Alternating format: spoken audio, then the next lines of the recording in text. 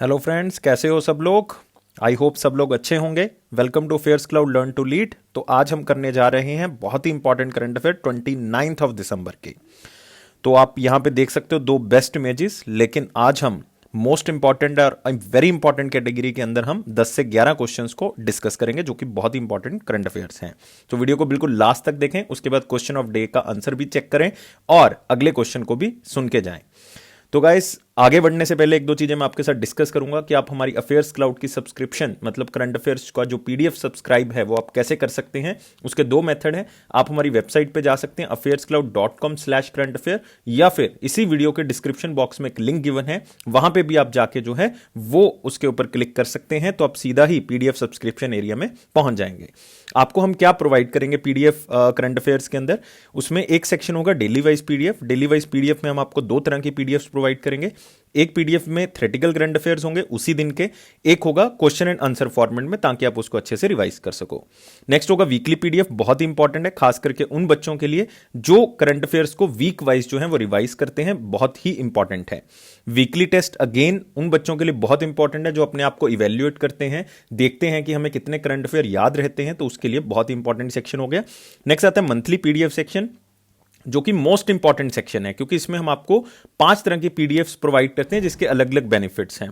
Like study PDF जिसमें theoretical current affairs होंगे full month के, तो आप उसमें से कर सकते हैं। क्वेश्चन एंड आंसर पीडीएफ, मतलब जो भी थ्योरेटिकल करंट अफेयर्स हैं वो आपको क्वेश्चन एंड आंसर फॉर्मेट में मिलेंगे, उससे आपको बहुत ज्यादा फायदा होगा। पॉकेट पीडीएफ, नाम से पता लग रहा है कि आप जल्दी जल्दी में करंट अफेयर्स को रिवाइज कर सकते हैं इस पीडीएफ से। Banking, finance and economy PDF, खास करके उन बच्चों के लिए जो बैंकिंग और इंश्योरेंस एग्जाम की तैयारी कर रहे हैं क्योंकि उसमें इस तरह के क्वेश्चन ज्यादा पूछे जाते हैं। Next question and answer PDF top 100, इसका मतलब हर महीने के टॉप 100 करंट अफेयर आपके सामने होंगे पीडीएफ में, और वो भी क्वेश्चन एंड आंसर फॉर्मेट में, क्योंकि ये देखा गया है कि क्वेश्चन एंड आंसर फॉर्मेट में आप ज्यादा क्वेश्चंस को रिवाइज कर सकते हैं। तो गाइस, ये सारी चीजें एक ही सब्सक्रिप्शन में आपको मिल रही हैं, एक ही सब्सक्रिप्शन में आपको मिल रही हैं। अलग अलग पैकेजेस हैं, मंथली हैं, 6 मंथली हैं, ईयरली हैं, तो आप उसको देख सकते हो और बहुत ही कम प्राइस पे हम आपको ये प्रोवाइड कर रहे हैं। एक बार चेक जरूर करें और आप खुद सरप्राइज हो जाएंगे एक बार प्राइस को देख के। उसके ऊपर भी हम आपको 10% एक्स्ट्रा डिस्काउंट दे रहे हैं अगर आप इस कोड को क्या करेंगे, यूज करेंगे। ASH10 अगर आप इस कोड को यूज करते हो तो आपको 10% एक्स्ट्रा डिस्काउंट जो है वो दिया जाएगा। तो हम स्टार्ट करते हैं आज का सेक्शन 29th ऑफ दिसंबर 2020 का, और इसमें हमारा पहला सेक्शन कौन सा होता है, मोस्ट इंपॉर्टेंट क्वेश्चंस का। ये रहा आपके पास पहला क्वेश्चन।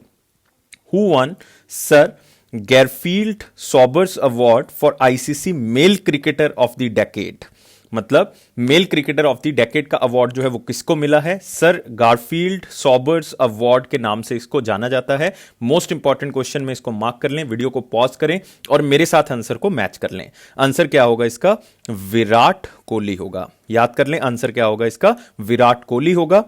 और दोस्तों, आपके पास जो बाकी ऑप्शंस आप देख रहे हो ये भी बहुत इंपॉर्टेंट हैं। MS धोनी जी को भी एक अवार्ड जो है वो दिया गया है। वो कौन सा अवार्ड है, ICC spirit of the cricket of decade award दिया गया है, मतलब स्पिरिट ऑफ क्रिकेट के लिए मिला है। Male cricketer of the decade Virat Kohli हो गया। स्टीव स्मिथ को क्या मिला है, ICC men test cricketer of the decade, test cricketer के लिए स्टीव स्मिथ को मिला है, और जो कि कहां से बिलोंग करते हैं, ऑस्ट्रेलिया से बिलोंग करते हैं। और राशिद खान को T20 cricketer of the decade जो है वो मिला है। तो इसको याद रखना है, बहुत ही इंपॉर्टेंट है, और ये सारे के सारे अवार्ड्स बहुत इंपॉर्टेंट है। और विराट कोहली सब स्टूडेंट्स करके जाएंगे, बाकी चीजें बहुत ही कम स्टूडेंट्स करके जाएंगे, तो हमने उनको एलिमिनेट करना है, तो इस क्वेश्चन के थ्रू आप एलिमिनेट कर सकते हैं। तो आप देख सकते हो ICC awards of the decade, Virat Kohli को sir Garfield Sobers award ICC male cricketer of the decade जो है वो दिया गया है। तो यहां पे देख सकते हैं ये एक लिस्ट है जिसमें आप रिवाइज कर सकते हो। Virat Kohli ICC men's ODI cricketer of the decade. अगर टेस्ट का पूछ लें तो नाम आपके पास क्लियर है, स्टीव स्मिथ आएगा। अगर आपको 2020 का पूछ लें तो राशिद खान आएगा आपके पास। अगर स्पिरिट ऑफ द क्रिकेट पूछ लें तो MS धोनी आएगा। नाउ यहां पे आप एक देख रहे हो एलाइस पेरी, तो इनका नाम आपने याद रखना है। ये T20 cricketer of the decade women category में, ODI cricketer of the decade ये भी वुमेन कैटेगरी में, और ऑस्ट्रेलिया से बिलोंग करती हैं। तो अदरवाइज मेन कैटेगरी में ये दोनों अलग अलग हैं। 2020 में राशिद खान है, ओडीआई में जो है वो विराट कोहली है। लेकिन अगर आपको पूछ लें वुमेन में तो वो एक ही है, कौन है, एलाइस पेरी। कौन है, एलाइस पेरी। तो इसका नाम याद रखना आपने, बहुत ही इंपॉर्टेंट है। तो इस क्वेश्चन को मोस्ट इंपॉर्टेंट क्वेश्चंस में क्या कर लो, मार्क कर लो। तो नेक्स्ट क्वेश्चन के ऊपर बढ़ते हैं, और साथ ही साथ आपने इसमें एक क्वेश्चन और कवर कर लेना आईसीसी के बारे में। क्या कवर करना है आपने? आईसीसी के बारे में इसको कवर कर लेना, बहुत ही important. ICC international cricket council, CEO कौन है आईसीसी के? वो है मनु सानी, याद कर लेना है, सीईओ कौन है? मनु सानी। तो नेक्स्ट क्वेश्चन के ऊपर बढ़ते हैं। हेडक्वार्टर भी आपको पता होना चाहिए आईसीसी का कहां पे? Dubai, United Arab Emirates. Next आते हैं, prime minister Modi ji launched Ayushman Bharat prime minister Jan Arogya Yojana Sehat health insurance scheme to cover all residents of which state और यूटी। तो बहुत ही इंपॉर्टेंट क्वेश्चन में इसको मार्क कर लें, आपने बताना है कि ये कौन से स्टेट और यूटी के लिए स्पेशली प्राइम मिनिस्टर मोदी जी ने स्टार्ट किया। वैसे तो ये मतलब पूरे इंडिया लेवल पे ऑलरेडी स्टार्टेड है, लेकिन पूरे उस स्टेट के या यूटी के रेजिडेंट्स के लिए भी जो है प्राइम मिनिस्टर मोदी जी ने स्पेशली इसको इनॉग्रेट जो है वो किया है। और सबको पता है जन आरोग्य योजना के अंदर क्या मिलता है। जन आरोग्य योजना के अंदर 5 लाख रुपए पर फैमिली पर ईयर के बेसिस पे जो है वो दिया जाता है। और ये 2018 में पूरे वर्ल्ड की सबसे बड़ी हेल्थ इंश्योरेंस स्कीम के नाम से मोदी जी ने पूरे इंडिया में इसको स्टार्ट किया था। अब ये एक स्टेट और यूटी के लिए जिसमें सारे लोग ही कवर कर दिए जाएंगे उसमें, और वो कौन सी यूटी है? जम्मू एंड कश्मीर। आंसर को मार्क करें मेरे साथ, आंसर क्या होगा? जम्मू कश्मीर। कौन है जम्मू कश्मीर के लेफ्टिनेंट गवर्नर या लेफ्टिनेंट गवर्नर? वो है हमारे पास मनोज कुमार सिन्हा, याद कर ले, मनोज कुमार सिन्हा।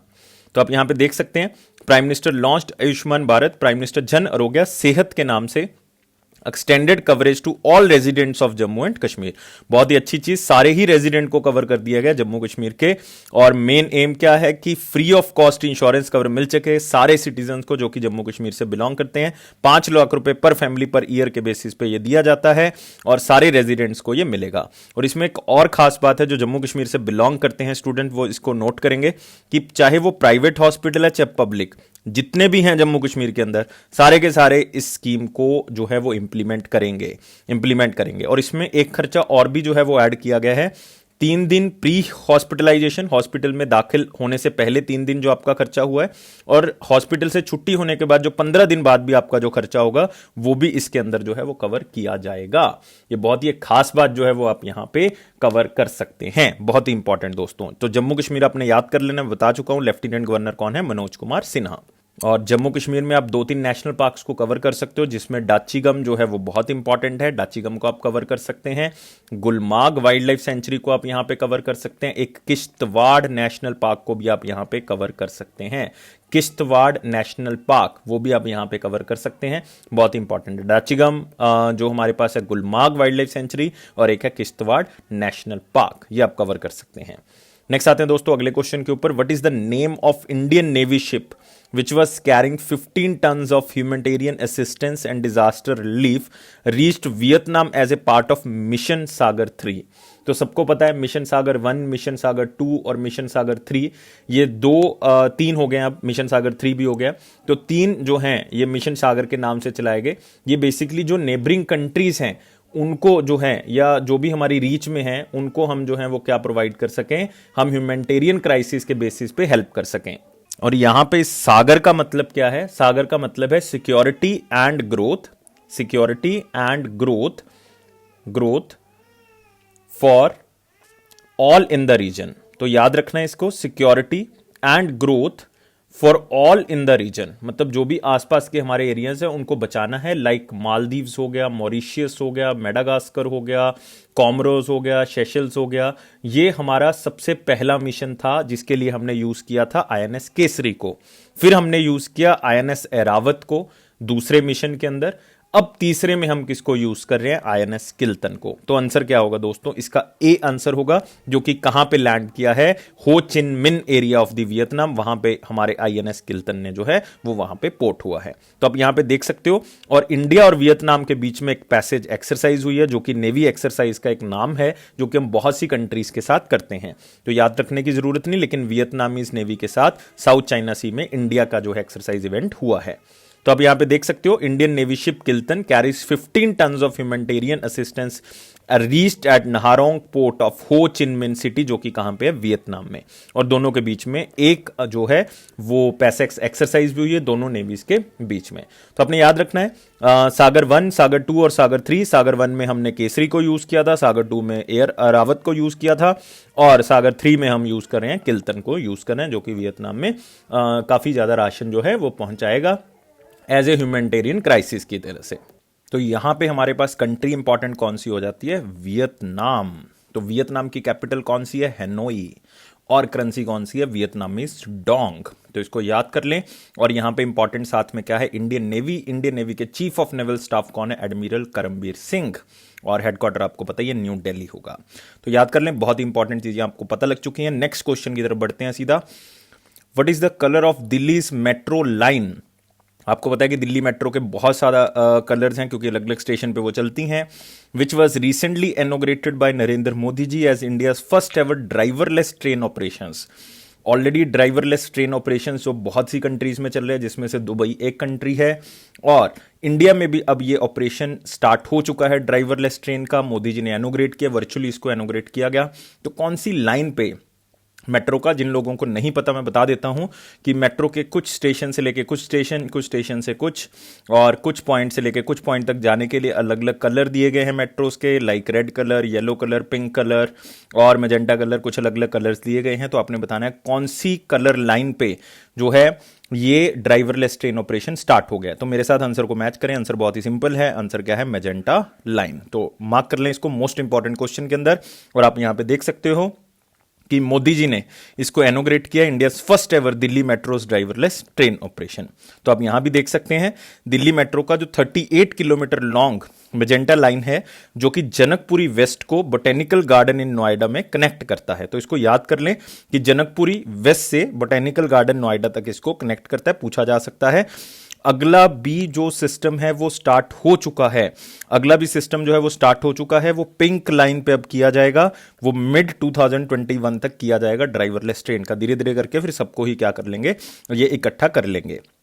इसी साथ मोदी जी ने एक नेशनल कॉमन मोबिलिटी कार्ड जो है वो भी लॉन्च किया है, वो आप यूज कर सकते हो मेट्रो के अंदर। मतलब अगर आपके पास रुपे डेबिट कार्ड है तो जो कि आप कह सकते हो कि 23 बैंक्स की तरफ से जो है वो इशू किया जाता है, और लास्ट 18 मंथ्स की के अंदर अंदर उसको इशू किया गया, तो आप उसको as a Delhi metro card भी यूज कर सकते हैं। तो ये भी एक साथ में बहुत अच्छा फीचर है कि लास्ट 18 मंथ्स में अगर इशू किया गया 23 बैंक्स जो कि लिस्टेड है रुपए कार्ड के लिए, तो उनके द्वारा अगर इशू किया गया तो आप इसको एज ए मोबिलिटी कार्ड मतलब मूव करने के लिए भी यूज कर सकते हो दिल्ली मेट्रो के अंदर। बहुत इंपॉर्टेंट है, दिल्ली मेट्रो रेल कॉर्पोरेशन याद करना है। दिल्ली मेट्रो स्टार्ट हुआ था 2002 में, और मोदी जी ने कहा है कि 2025 तक 2025 तक जो है हम 25 से ज्यादा शहरों में मेट्रो चला देंगे। अभी 18 शहरों में जो है वो मेट्रो का काम जो है वो चल रहा है, मेट्रो चल रही हैं, और ये 25 तक हम बढ़ा देंगे।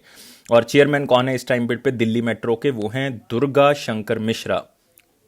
नाम को याद रखें, दुर्गा शंकर मिश्रा या दुर्गा मिश्रा, किसी भी तरह से आप इसको याद कर सकते हैं। और एक बहुत ही फेमस वाइल्ड लाइफ सेंचुरी है दिल्ली में, याद रख सकते हैं आप, कौन सा? असोला बट्टी वाइल्ड लाइफ सेंचुरी। तो काफी बच्चों को याद नहीं रहता कि ये दिल्ली में भी हो सकती है। असोला बट्टी अरावली हिल का जो एरिया दिल्ली के अंदर आता है, तो असोला बट्टी वाइल्ड लाइफ सेंचुरी आपको वहां पे मिल जाएगी। तो नेक्स्ट क्वेश्चन की तरफ आते हैं। India became dash largest economy out of 193 economies in the world in 2020 according to world economic league table 2021। तो बहुत ही इंपॉर्टेंट क्वेश्चन है कि इंडिया का रैंक अब क्या हो गया है वर्ल्ड लार्जेस्ट इकोनॉमी के अंदर, क्योंकि कोविड-19 के कारण इफेक्ट हुआ है हर कंट्री के ऊपर, इंडिया के ऊपर भी हुआ है। तो मैं आपको एक थोड़ा सा हिंट देता हूं कि 2019 में इंडिया का रैंक जो है वो 5th था। तो इंडिया जो है वो अब गिरा होगा रैंक के अंदर, बाय डिफॉल्ट गिरा होगा, तो आंसर क्या होगा? 6th है।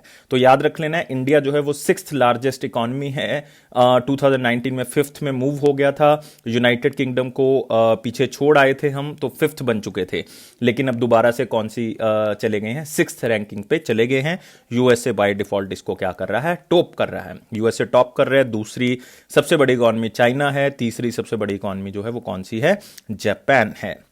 और ये माना गया है कि इंडिया 2030 में 3rd लार्जेस्ट इकोनॉमी में जो है वो आ जाएगा। 5th लार्जेस्ट इकोनॉमी 2025 तक हम बने रहेंगे।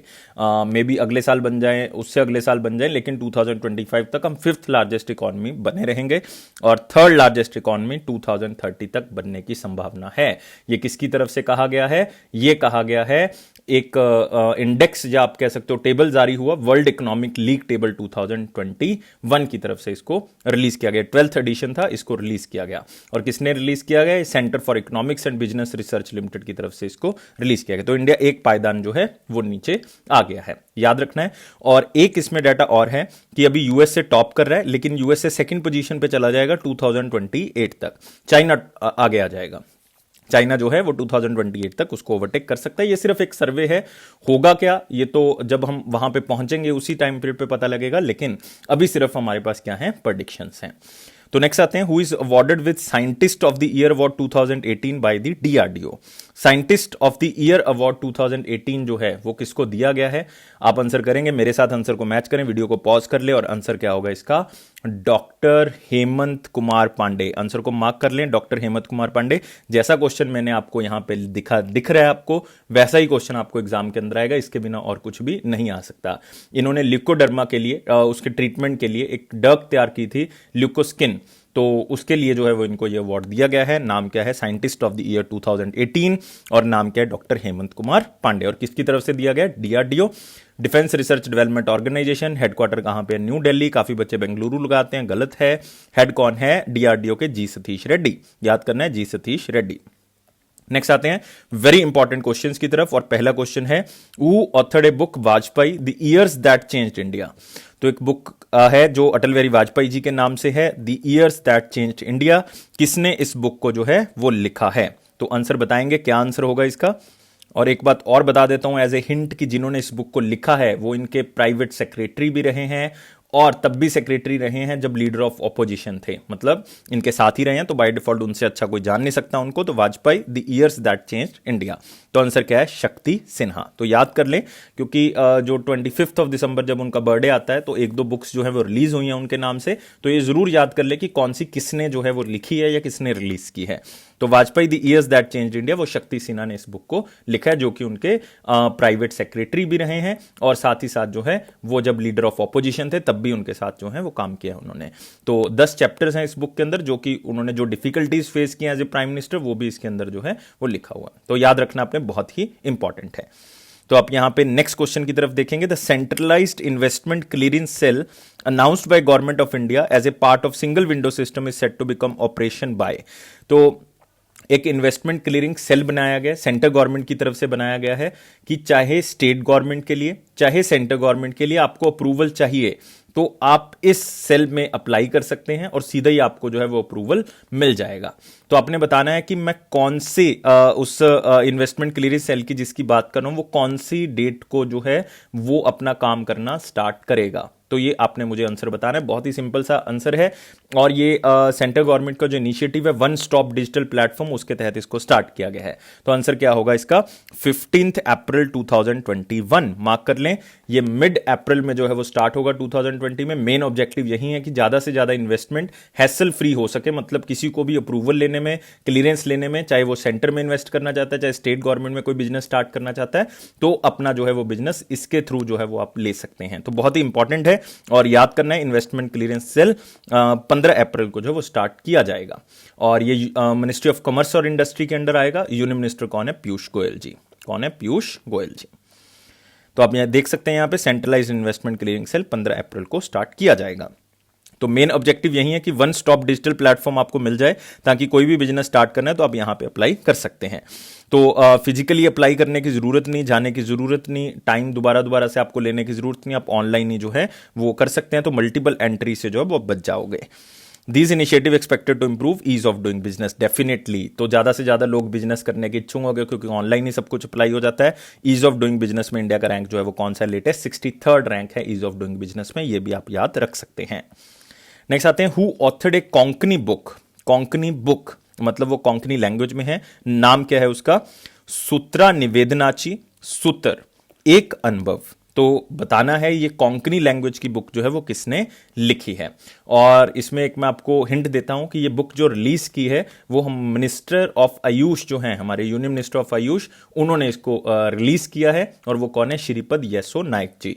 और उन्होंने इस बुक को रिलीज किया है और है सूत्रा निवेदनाची सूत्र एक अनुभव। इसमें बताया गया है कि किस तरह से आप लिंक कर सकते हो, किस तरह से आपको स्पीकर मतलब जो भी बंदा बोल रहा है ऑडियंस के साथ किस तरह से आपका रिलेशन होना चाहिए। तो उसके लिए जो है वो ये बुक लिखी गई है। तो आंसर क्या है इसका, डॉक्टर रूपा चारी। ये इसलिए इंपॉर्टेंट हो जाता है क्योंकि इस बुक को रिलीज किया हमारे एक यूनियन मिनिस्टर ने, तो इसलिए नाम आपने याद रखना है, रूपा चारी। और इस फील्ड को हम क्या कहते हैं, दैट इज कॉम्पेयरिंग। तो याद रखना है COMPERING। कॉम्पेयर का मतलब होता है link between audience and the speaker, मतलब जैसे मैं बोल रहा हूं आप सुन रहे हो, तो ये लिंक जो बना हुआ है दैट इज द कंपेयरिंग। तो उसके बारे में ये बुक जो है वो लिखा हुआ है। इसलिए सूत्र, सूत्र मतलब एक धागे में बांध लेना, तो दैट इज सूत्र निवेदनाची। तो यहां पे आप देख सकते हो union minister Shripad Yesso Naik ji releases a book Sutra Nivedanachi, सूत्र एक अनुभव। किसने लिखा है, डॉक्टर रूपा चारी ने। नेक्स्ट आते हैं, which bank recently launch digital lending platform to allow retail loan seekers to get loans in a digital way. तो ऑलमोस्ट सारे बैंक्स कर रहे हैं, लेकिन रिसेंटली बात हो रही है, तो ज्यादा इंपॉर्टेंट तो नहीं क्वेश्चन को कहूंगा, लेकिन आप इसको एक बार पढ़ेंगे जरूर, ताकि आपको ऑप्शन में कोई दिक्कत ना आए, कभी भी क्वेश्चन ऐसा आ जाता है तो आप उसको कवर कर लेंगे। तो आंसर क्या होगा कि कौन सा ऐसा बैंक है जिसमें लैंडिंग प्लेटफॉर्म जो डिजिटलाइज कर दिया है, ताकि जो लोन सीकर्स हैं, खास करके जो रिटेल लोन सीकर्स हैं, वो अपना लोन लेके अपने काम को जो है वो आगे बढ़ा सकते हैं। तो मैं कौन से बैंक की बात कर रहा हूं, यहां पे आंसर को टिक कर ले। आंसर क्या होगा इसका, आंसर होगा बैंक ऑफ बड़ौदा। मतलब वो पेपरलेस बैंकिंग की तरफ क्या हो गए, शिफ्ट हो गए, लोन्स में पेपरलेस बैंकिंग अब यूज करेंगे। तो आप यहां पे देख सकते हैं बैंक ऑफ बड़ौदा जो कि विजय और देना बैंक के साथ मर्ज हो गया था, तो डिजिटल बैंकिंग प्लेटफॉर्म उन्होंने स्टार्ट कर दिया, पेपरलेस बैंकिंग की तरफ बढ़ चुके हैं। तो इन प्रिंसिपल अप्रूवल सिर्फ 30 मिनट्स के अंदर आपको मिल जाएगा, चाहे आप होम लेना चाहते हो loan, car loan, personal loan, कोई भी लोन लेना चाहते हो, तो without any human intervention multiple channels के थ्रू आप जो है वो इसको यूज कर सकते हो, मतलब उनकी ऐप के ऊपर, उनकी वेब पोर्टल के ऊपर इसको यूज कर सकते हो। इवन उन्होंने साथ में लॉन्च किया है कि अगर आपने कोई एफडी भी है, मतलब फिक्स डिपॉजिट है, तो उसको भी आप बैंक में मॉर्टगेज रख के उसके अगेंस्ट भी आप लोन को क्या कर सकते हो, अप्लाई कर सकते हो, वो भी आपको लोन जो है वो मिल जाएगा। तो एक बहुत ही अच्छा इनिशिएटिव जो है बैंक ऑफ बड़ौदा की तरफ से स्टार्ट किया गया है। तो बैंक ऑफ बड़ौदा जो है वो वडोदरा मतलब गुजरात में उसका हेडक्वार्टर है, और उसके मैनेजिंग डायरेक्टर और सीईओ कौन है, संजीव चड्ढा। तो नाम को याद कर लें, कौन है, संजीव चड्ढा। और 1908 में इसको एस्टैब्लिश किया गया था, और इसकी टैगलाइन क्या है, इंडियाज इंटरनेशनल बैंक। तो याद रखना, इंडियाज इंटरनेशनल बैंक। नेक्स्ट आते हैं दोस्तों अगला question, which country successfully launched Yaogan 33R a remote sensing satellite. फिर से ज्यादा इंपॉर्टेंट क्वेश्चन है, सिर्फ याद क्या रखना है इस क्वेश्चन में, जो याद रखने वाली चीज है वो सिर्फ नाम है इसका, याओगन 33R। ये एक रिमोट सेंसिंग सैटेलाइट है, और ये किसने लॉन्ग मार्च से इसको रॉकेट से जो वो लॉन्च किया गया, लॉन्ग मार्च रॉकेट्स आपको पता है कि किस कंट्री से रिलेटेड है, तो वो है हमारे पास चाइना। तो याद रखना है किस कंट्री का है, ये चाइना का है। तो इसको याद कर ले, बस सिर्फ जितना मैंने बताया उतना ही इसको याद रखना, और कुछ भी इसमें याद रखने वाली बात नहीं है। नेक्स्ट क्वेश्चन की तरफ बढ़ते हैं, और यहां पे आप देख सकते हो China launches remote sensing satellite, नाम क्या है, याओगन 33R।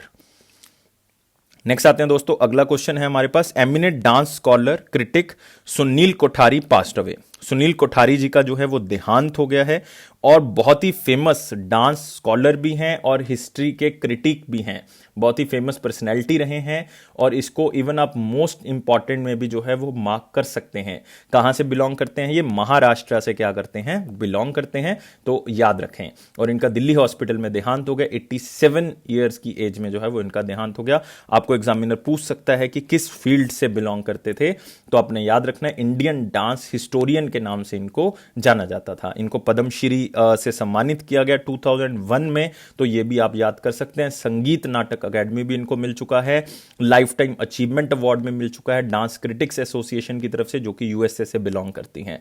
तो बहुत ही फेमस पर्सनैलिटी। तो सुनील कोठारी जी का नाम आपने भूलना नहीं है, याद रखना है। नेक्स्ट आते हैं दोस्तों इंपॉर्टेंट क्वेश्चंस की तरफ, और उसमें एक क्वेश्चन हम कवर करेंगे, the United nation observe the first ever international day of epidemic preparedness across the globe on which day.